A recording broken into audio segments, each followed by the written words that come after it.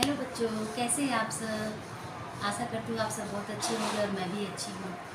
तो बच्चों, आज हम लोग भाषा के बारे में बात करेंगे, ठीक है। भाषा मतलब भाषा क्या होती है, जो हम लोग बातचीत करते हैं।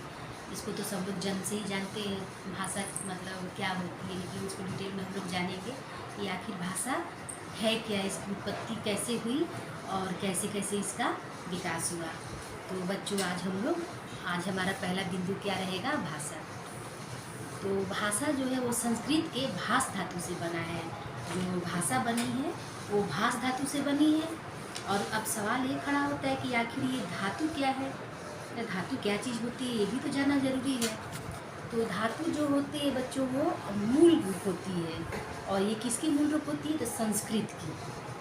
हिंदी में हम जिसे क्रिया नाम से संबोधित करते हैं, हम जिसे हिंदी में क्रिया बोलते हैं बच्चों, वही जो मूल रूप, जैसे पढ़ना पठ हुआ, लिखना लिख, ये जो लिख पठ, ये क्या हुआ, हमारा धातु हुआ। तो भाष धातु का शाब्दिक अर्थ होता है विचार प्रकट करना।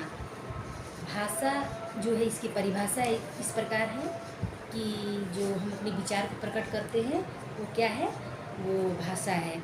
लेकिन मनुष्य के मन की जो बिना ध्वनि की जो इकाई होती है उसको हम लोग क्या कहते हैं, विचार कहते हैं, जिसमें कोई आवाज़ नहीं होती है।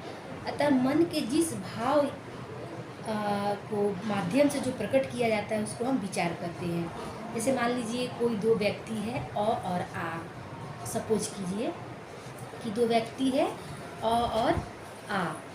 तो अ के मन में क्या है और आ के मन में क्या है, ये हम लोग तब तक विचार मतलब पता नहीं कर पाएंगे जब तक ये एक दूसरे के साथ आदान प्रदान नहीं करेंगे।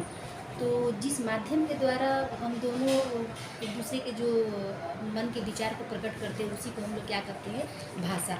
भाषा यानी कि ध्वनि, ठीक है बच्चों।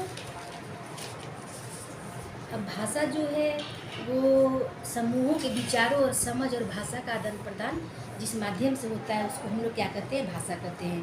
भाषा की विशेषताएं क्या क्या है, तो भाषा जो है एक अर्जित संपत्ति है। व्यक्ति का जन्म होता है, समाज में रहकर बोलना सीखता है। व्यक्तियों में बोलने की क्षमता जो क्या होती है, वो जन्मजात होती है। बच्चों, हम लोगों में जो बोलने की क्षमता जन्मजात होती है, लेकिन इसको क्या बोलना है, कैसे बोलना है, किस माहौल में बोलना है, इस चीज़ को हम लोगों को अनुकरण के माध्यम से सीखना पड़ता है। अब अनुकरण जो होता है वो दो प्रकार के होते हैं। पहला होता है उच्चारण के द्वारा हम उसका अनुकरण करते हैं, और दूसरा हम लेखन के द्वारा करते हैं। पहला हम जैसे कोई कुछ बोला उसको सुन के हमने बोला, वो क्या हो गया, उच्चारण। और दूसरा लिख कर हम लोग एक दूसरे के भाव को जानते हैं। और भाषा क्या है, एक सामाजिक प्रक्रिया है, क्योंकि समाज में रहकर ही हम भाषा को सीखते हैं। इसका कोई अंतिम स्वरूप नहीं होता है।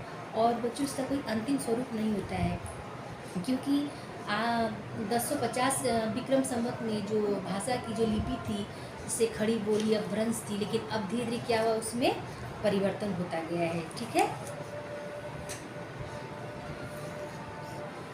और जो भाषा जो होती है ये इसका मतलब मानक स्वरूप होता है, और प्रत्येक भाषा का अपना एक निश्चित व्याकरण होता है। जो हिंदी हुई, अंग्रेजी हुई, या मतलब जो भी जो भाषाएं होती है सबकी क्या होती है, अपनी एक निश्चित व्याकरण होती है। और लिपि भी जो होती है क्या होती है, निश्चित होती है। और भाषा का स्वरूप जो होता है कठिन से सरल की ओर होता है। जैसे हम लोग किसी चीज़ को जब तक नहीं जानते वो हमारे लिए कठिन होता है, जब हम उस चीज़ को जान लेते हैं वो हमारे लिए सरल हो जाती है। तो बच्चों, आज बस इतना ही, और इसके आगे मैं आपको कल बताऊंगी। आशा है कि आप लोगों को मेरा समझ में आ रहा है। आप सब मेरा सपोर्ट कीजिए, मेरा साथ दीजिए, और इस चैनल को सब्सक्राइब कीजिए। धन्यवाद।